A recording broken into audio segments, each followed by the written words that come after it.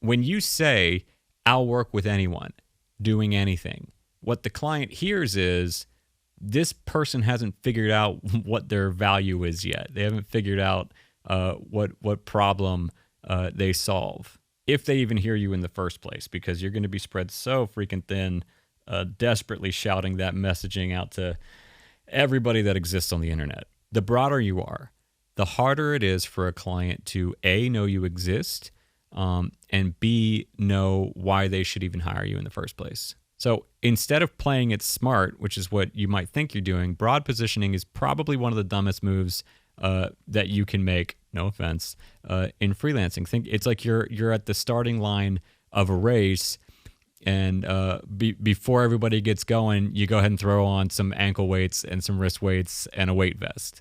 Every freelancer hits a plateau. For beginners, it's usually like the $3,000 to $5,000 a month wall. For mid-career freelancers, it's like the $7,000 to $10,000 a month wall. But here's the uncomfortable truth: both walls are almost always positioning problems, not skill problems. If you find yourself here and you want to find more leads or increase rates, or ideally both, you don't need more skills. You need a sharper promise. If you've been piling on certifications, adding softwares to your stack, stacking more random services to your offer, and you're still stuck, that's a positioning gap. Plateaus aren't random. Freelancing success is not a luck-based endeavor. It's a journey of data collection. A plateau is a signal. It's the market telling you you're doing something wrong that needs to be corrected for. It's saying, I can't tell why I should choose you over the next person. I don't know. I don't know what gives you the edge. Let me show you how this plays out in real life. Imagine two freelancers with identical skill sets. One walks into a sales call and says, I do design. And the other walks into the same sales call and says, I redesign restaurant menus to increase average ticket sales by 15%. Who gets the meeting? Who gets the project? Who gets the money? It's the specialist every single time. Write this down. Specificity creates visibility. Visibility creates demand. The invisible freelancer isn't bad at their craft. They're just impossible to differentiate. Broad positioning will cost you in three ways. First, sales cycles get longer. Clients need more convincing because they can't see the direct fit, right? Second, incomes become inconsistent. You're chasing random gigs instead of stacking repeatable projects. And third, your referrals become scattershot. One client sends you to a completely different type of client who sends you to someone else until you're spread across industries and can't leverage momentum. Most lead problems are secretly positioning problems. Here's the truth. Freelancers don't fail because they're bad at what they do. They fail because they never made it easy for a client to say yes. It needs to be the obvious next thing to come out of their mouth. A confused prospect never buys. That's the cost of staying a generalist. And that's why the first step to breaking through is understanding what a niche actually is. And most freelancers get this wrong, which is why they get stuck. So let's set the record straight on that first. Let's get on the same page there. And then we'll get into the actionable stuff that you can put to work today. Most freelancers are walking around with the incorrect definition of a niche and its function within your business. You're not going to see much headway on your goals and objectives until you lock this one in. Here's what a niche is not. It's not just an industry. Saying I serve B2B is not a niche. That's a market. It's not just a skill. Saying I'm a copywriter, it's not a niche. That's a craft. And it's not just a demographic. Saying I work with women entrepreneurs is not a niche. That's an audience category. If your niche doesn't exclude 90% of people, it's not a niche. That's the part that most freelancers miss. A niche isn't about who you're open to working with. It's about who you're not open to working with. It's the filter. So what is a niche? A niche is the intersection of three things: who, pain, and transformation. Who do you serve? What painful problem do they have? What transformation can you create for them? That's it. A niche isn't something you find. It's something that you'll define by choosing the problem that you solve. If you're waiting for the clouds to part and a niche to drop down from the sky, you're in for a long wait. It's not discovered. It's designed. It's designed by reverse engineering the solution to an important, costly problem. Let me prove it. Imagine you're a restaurant owner. You're desperate to optimize your menu design because the average ticket value per table has been decreasing, and you need to figure this problem out, or you're going to have to start letting people go. You're going to start getting behind on rent. So you need to increase the ticket value per table, and you're throwing everything you got at this problem. And one of the likely suspects is the menu design. Two freelancers land on your desk for this job. Freelancer A is a graphic design veteran, a killer. Has been in the industry for 10 years, has done flyers, posters, wedding invitations, social media content, little menu design, billboards. Did I say flyers? And freelancer B, only 2 years in the game, but all they've done for those 2 years was perfect the art of restaurant menu design to the ends of optimizing ticket value per table. They know exactly how to position dishes, highlight upsells, and maximize profit per table. You as the restaurant owner, which of those two are you going to hire? The 10-year vet who does everything and has, a portfolio this thick, or the person who's only been at it for 2 years solving nothing but your problem? Do I even need to tell you? Experience in everything is less valuable than expertise in the one thing that your client actually gives a shit about. That second freelancer, that specialist, only got there because they defined their niche, right? They designed it. They didn't wait to be chosen. They chose. So if you're stuck, here's a quick exercise. Step 1, write down 3 groups that you never want to work with. People or industries that drain you, industries that you're just genuinely not interested in, or don't value your work. And then step 2, write down 3 groups that you'd happily serve for free. The types of people that you jump out of bed to help, even if you weren't getting paid. Clarity always comes faster from subtraction rather than addition. Most freelancers try to pick by stacking options, when in reality, the shortcut is elimination. There will be consequences if you ignore this, if you ignore choosing a niche. Your leads dry up because nobody can tell why they should call you. Your marketing feels random because you're trying to speak to everyone and hitting no one. Every month feels like starting over because you're not compounding momentum in one lane. Remember, every plateau is secretly a positioning problem. Here's how you test yourself. Can you explain your niche in a single sentence? It should sound like this: I help who solve pain so that they can achieve outcome. That's it. No jargon, no rambling, no 45-second elevator pitch. None of that. Just simplicity. If you can't explain your niche in one sentence, nobody will remember it. Not your prospects, and not the people that might have referred you to your prospects if you had just given them an easy sentence to say. Pause the video right now, write your sentence, and don't keep watching until you do. Because if you can't say it clearly, nothing else we're going to talk about today is going to stick. All right, now you've got the working definition of a niche, but how do you know if the one you picked is strong enough to build a successful business around? That's where filters come in. So you know what a niche is, but defining the word niche is likely not what you clicked on this video for. That's just step one.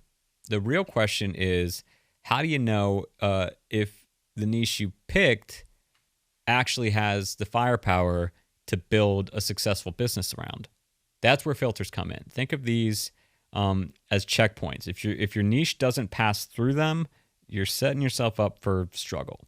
So there are 4 filters that matter.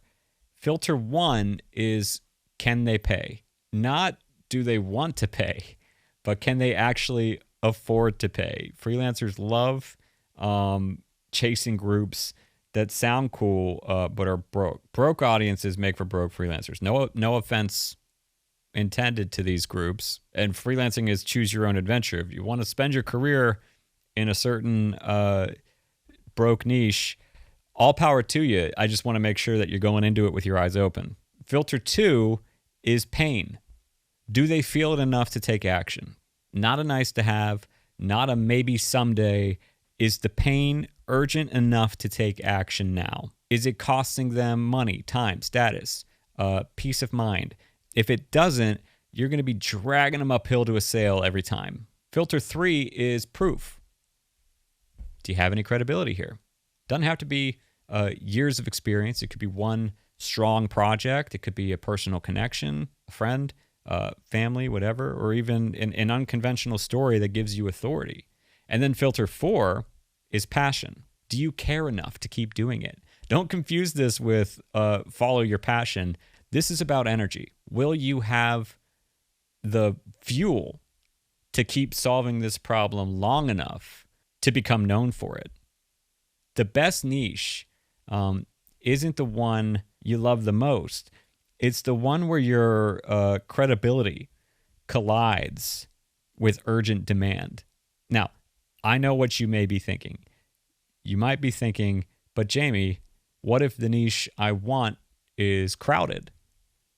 Doesn't that kill my chances? Doesn't that kind of kneecap this whole effort? No, crowded niches aren't the problem. Vagueness is. Let's run another thought experiment. Okay, you are now a 47-year-old executive woman running an entire communications department of a Fortune 100 company. You've decided that you want to get into better shape. Price is no issue. You've reached out to your friends. Nobody has a recommendation, so you go to Instagram and you've narrowed it down to 2 options. Trainer A has 4 million followers, maybe 1 or 2 like C, B-list celebrity clients, and will train anybody who can pay. Trainer B has 12,000 followers and only works with executive women who have to maximize what little time that they do have available to allocate to this health endeavor, both on the training and diet side. Who do you pick? You don't even hesitate. The specialist, right? And personal training is probably the most crowded niche on social media, but just by getting specific about the problem that they solve, the second trainer has made that a complete and total non-issue. The crowd isn't the problem. The lack of specificity is. There's no such thing as a right or wrong niche, right? There's just a specific or a too vague niche. Here's a quick test you can do right now. Take the niche that you're considering and run it through the 4 filters: profit, pain, proof, passion. Score each one on a scale of 1 to 5. If you scale high on 3 out of 4, you've got a niche worth pursuing. If you scale low on 2 or more, you're in trouble. You got to refine that a little bit. Your weakest filter is going to be your bottleneck. If profit is weak, you'll always be chasing pennies. If pain is weak, You'll always be chasing instead of closing. If proof is weak, you'll always be over-explaining. If passion is weak, you'll burn out before the market trusts you. And then here's the final filter that most freelancers skip: alignment. Ask yourself, would I still serve this niche 3 years from now if the money's flat? That doesn't mean you'll be stuck there forever. Niches evolve, but it forces you to check for durability. Because the truth is that most freelancers don't fail here by picking the wrong niche. They fail by picking one that they're not going to stick with long enough to allow it to compound and do the thing that you need it to do for your business. Momentum doesn't come from picking the perfect niche. It comes from sticking with one long enough to dominate it. You got to give this decision time to work for you. So now that you know how to filter your niche, let's talk about why this decision matters so much financially. Because once you see the math, you'll never go back to broad positioning again.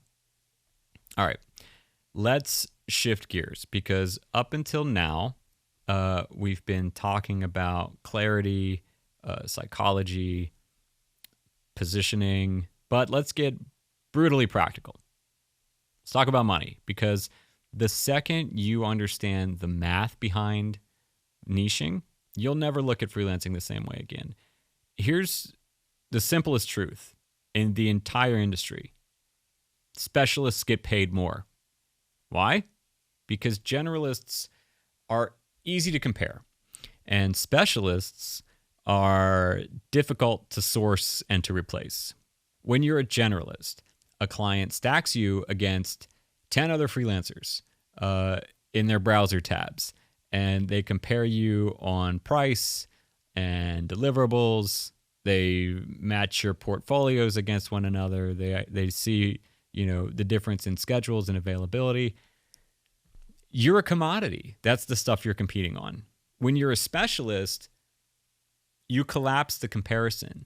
If you're the menu design person who does nothing but optimize menus for average table ticket value, there's no apples to apples comparison. You're the obvious choice. You're the one that they want to make it work with. They're going to figure out a way to work with you. The market doesn't reward effort.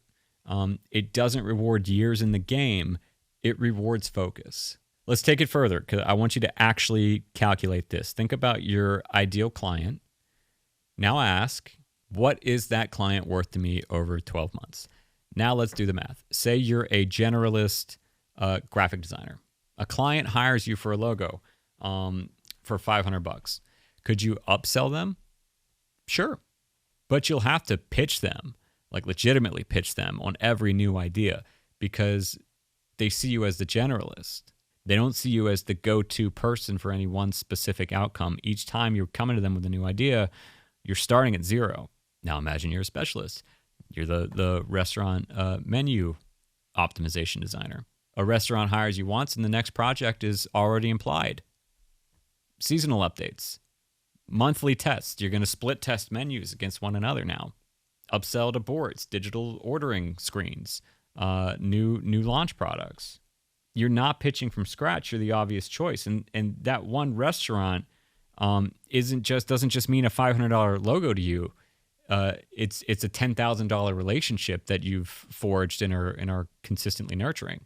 The fastest way to grow isn't more clients, it's more value per client. And the specialists make that obvious, that value. It's repeatable and scalable from the start. Now you see why freelancers plateau at 5 or 10K a month. It's not because they're not good enough. It's not because they're not working hard enough. It's because their positioning is too diluted to create repeatable, scalable income. Here's another piece of math: time to trust. Generalists take longer to build trust. You have to convince a client. Then you have to prove yourself. You have to over-explain. Specialists, like their very existence negates that need. The second a client hears what you do, they're already sold, because you're speaking their language. You're speaking their pain. You're talking about the exact outcome that they're searching for, and only someone who understands this problem would even know to build this offer, right? So your existence is your proof. And if you've watched any videos here before, or if you're in the freelancing program, you know you don't sell your service, you sell certainty. Certainty that you can solve their exact problem. And that certainty shortens sales cycles, increases close rates, and lets you charge more. And here's the part nobody talks about. Referrals. When you're a generalist, your referrals are scattered, right? One client sends you to a cousin's wedding invitation. Another sends you to a packaging job. Another to a social media gig. You can't build momentum because every gig you're being referred to none of them do anything for the other. And then many in your network won't even bother to refer you because they're not really sure what you do. And they don't want to offend you by bringing something to you that you don't do, or they don't want to risk the social capital of sending somebody to you, and then you not do a great job for them. And when you're a specialist, imagine you can see where this is going. Your referrals compound. One restaurant owner sends you to another restaurant owner. One SaaS finder refers you to their mastermind group. One fitness exec refers you to 5 others in the same demo. Your friends, your family, social media followers, they all know exactly what to be on the lookout for to support you, to support your business efforts. Specialists don't just get more referrals, they get better referrals. So this is the money math of a niche. Higher rates, higher lifetime value, shorter sales cycles, better referrals. And that's why choosing a niche isn't just about clarity, it's about leverage. So let's make this practical. How do you actually test a niche before you commit the years of your life necessary to allow these efforts to compound for you? That's what's up next. All right, so by now you're probably thinking, okay, Jamie, I get it. Niche matters. But how do I know that I'm choosing the right one to put all this stuff to work for me? Here's the good news. You don't have to get it right on the first try. You just have to get it specific enough to test. Because niches aren't permanent, they evolve. Mine's evolved probably 3 or 4 times in the past 16 years. But you can't evolve something that you don't start. Here's the simplest framework I've ever used. The 30-day test. Pick a niche, just one, and commit to it for 30 days. During those 30 days, every piece of outreach, every piece of content, every single pitch you make should run through that lens. The one problem you solve, the one audience you serve, the one outcome you promise. Let the data decide for you here. You don't figure out a niche by watching YouTube videos or reading books about it. You figure it out by putting it into the market and watching the response. Here's the second test, the 10 conversation rule. If you have 10 qualified conversations in your niche with real prospects, these are real conversations, and you get 0 traction, it's not a match. Notice I didn't say cold emails sent. I said conversations, right? Because the market doesn't lie. It either leans in or it ignores you. And you're going to get that intel, that feedback from a conversation. This removes the guesswork. You don't need years of testing. You just need to chat with 10 people. So what does this look like in the real world? Let's say you're a copywriter testing the SaaS niche, and you book 10 calls with SaaS founders, and you say, I help SaaS companies rewrite their onboarding emails to increase trial to paid conversions. If 8 out of the 10 lean forward and ask, how would that work? You're onto something. If you're a designer and you're testing an e-commerce niche, and you DM 10 founders in your space and strike up conversations with them and say, I redesign product pages to increase average cart sales, and none of them seem that intrigued by the offer. Like you maybe stay away from that one. Back to the drawing board. If you're a social media manager serving restaurants, and you walk into 10 different restaurants in your town and you ask to speak to the manager or the owner and pitch that, hey, I run Instagram accounts that increase bookings on slow nights. If they all shrug, great. You don't waste the next 6 months trying to make that work. That's the power of this rule. It saves you from wasting a year chasing a niche that isn't leaning into this offer. You haven't found a problem that's important enough for them to to spend money against. Remember, let the data be your guide. These conversations are the shortest path to clarity. 10 yeses or 10 nos tell you more than 1,000 hours of strategizing is ever gonna. So let's make it practical. Here's your challenge. This week, send 10 DMs to people in your chosen niche. Don't overthink it. Don't write them an essay. Just say, hey, name, I help audience solve pain point so they can outcome. If that's something you're dealing with right now, would you be open to a quick chat? By next week, you'll know if the market is warm, cold, or piping hot. Here's where advanced freelancers get stuck. They think that testing niches means reinventing their entire business, and it doesn't. All you're doing is swapping variables. Keep the skill, but try a different audience. Keep the same audience, try a different pain point. Keep the same pain, promise a different outcome. That's it. You're just mixing and matching until one clicks, one combination. Iteration beats inspiration. The market rewards those who test faster, not those who think longer or write the most complex marketing strategies. Let me reframe the biggest concern I hear. What if I pick the wrong niche? You're asking the wrong question. The only wrong niche you could possibly pick is the one that you decide not to test. The point isn't to pick the most perfect niche. It's to pick one specific enough that you can learn, adapt, and refine.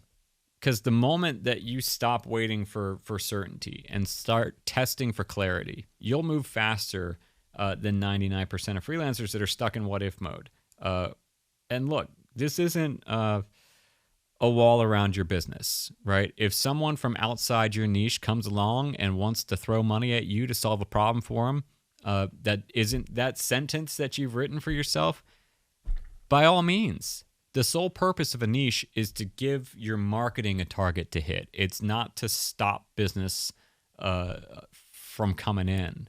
So now that you know how to test, let's level up. Let's go into the advanced tactics. How do you not just pick a niche, but position yourself so clearly that you become the obvious choice every damn time? All right, if you've made it this far, you're ready for the advanced stuff. Because picking a niche isn't the end, it's the beginning. Positioning yourself inside that niche is where the real leverage happens. The first advanced tactic is something I call the one-of-one method. Here's the idea. If you can't be the first in your niche, you can still be the only. And the way you do that is by stacking two differentiators until nobody else looks like you. For example, you're not just a video editor. You're a video editor who only works with SaaS companies. Now, add one more layer. You're a SaaS video editor who specializes in explainer videos that increase trial to paid conversions. Suddenly, you're not competing with 10,000 video editors. You're competing with nobody. If you can't be first, be only. The second tactic is category creation. And this means naming your process or your framework or your method and then teaching it to the market. Because here's the truth. People don't buy services so much as they buy systems. If you're a copywriter, don't just say, I write emails. Say, I use the inbox to income framework to turn cold subscribers into customers. If you're a designer, don't just say, I designed packaging. Say, I use the shelf jump method to help your product grab attention in 3 seconds or less. Own the product, own the name, own the category. The freelancer who names the game is the one that gets paid to play it. Third tactic is authority accelerators. Most freelancers wait years for the big case study before they feel comfortable or even start talking like experts. That's a big mistake. Authority is built brick by brick with micro proof. Screenshot a client saying this video was so helpful. Record a loom with a small client win. Share a before and after result, even if it's small. If you stack enough of those, you look like the go-to person and faster than someone with a massive portfolio and zero social proof collected. We're social creatures, right? If we see a restaurant that the critics have given rave reviews to, and right next door is another restaurant with a line out the door, we're going to assume as social creatures that the one with the line has something even better going on the inside, right? Social proof. Authority is built one brick at a time. And then here's the last advanced tactic, and it's one that will change a lot once you see it.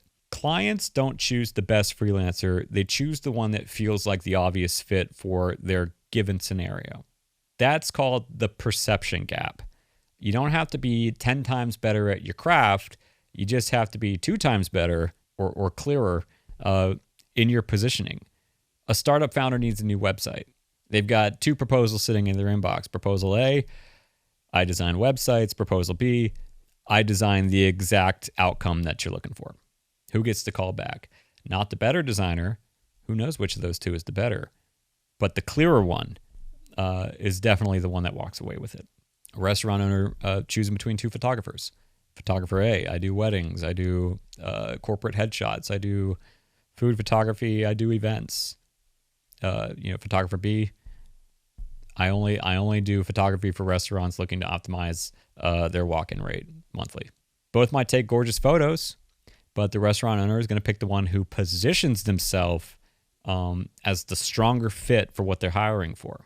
This is it, guys. This is the difference between hustling for scraps and becoming the default choice as a freelancer in your market. And that brings us to the final section, because now that you know how to position yourself like a pro, the question becomes, how does this evolve over time? Where does your niche go from here? Because we covered a lot, but I want to leave you with the big picture here, the evolution path, because niches aren't static. They're organic. They grow with you, right? Each project, each quarter, things get added, things get subtracted. There are 4 levels of niche evolution. Level 1 is any client that pays. This is where almost everybody starts. You take on whatever comes your way because you're just trying to get moving. There's no shame in it. But if you stay here too long, you get stuck. Level 2 is industry focus. You start narrowing in to one lane: restaurants, SaaS, coaches, e-commerce. This is the first time that clients start recognizing you as the person who deals with X. Level 3 is problem outcome focus. Now you're not just known for industry, you're known for solving a specific pain. You're the increased average ticket size person. You're the turn subscribers into paying clients person. This is where the momentum really starts to take off for a freelance business. And then level 4 is owning the category. This is rare air. This is where your process, your framework, your language becomes the category itself. You're no longer competing. You've created your own lane. Progression in freelancing isn't about adding more, as you can see now. It's about subtracting until the sharpest problem and solution remain. So where are you right now? Are you still in level 1, taking any client that pays? Are you at level 2? You've kind of settled into an industry. Are you solving a clear pain point, or are you on the path to creating and owning a category? Wherever you are, the path forward is the same. Choose, test, refine. Your next breakthrough won't come from adding more services. It will come from subtracting everything except the sharpest problem you solve. So here's what I want you to take away. Freelancers don't rise by working harder. They don't rise by learning every tool. They rise by getting sharper about the problem that they solve and who they solve that problem for. Your niche is the lever, and the moment you choose it with intention, you stop chasing clients and they start chasing you. So don't wait. Pick your niche, test it, refine it, commit. Because clarity isn't just awesome freedom, it's profit. And it's the key to breaking through every plateau you've ever been stuck on. Thank you for spending this time with me. Now get out of here. Go sharpen your niche and watch what happens next. Oh, and before you go, subscribe. Subscribe if you want to see more content about growing, improving your freelance business. Comment, engage in the comments. Tell us a little bit about your niche as it stands, maybe what you're thinking about developing it into. We can workshop this thing in the comments together. And finally, if you want to be in the room live with me during sessions like these every week and asking questions about your business and asking questions about what's working for other freelancers and gaining insights from their successes, I invite you to consider joining us in the freelancing program. It's a monthly subscription. Over 1,000 other freelancers are in there every day, chatting about their growth, swapping strategies.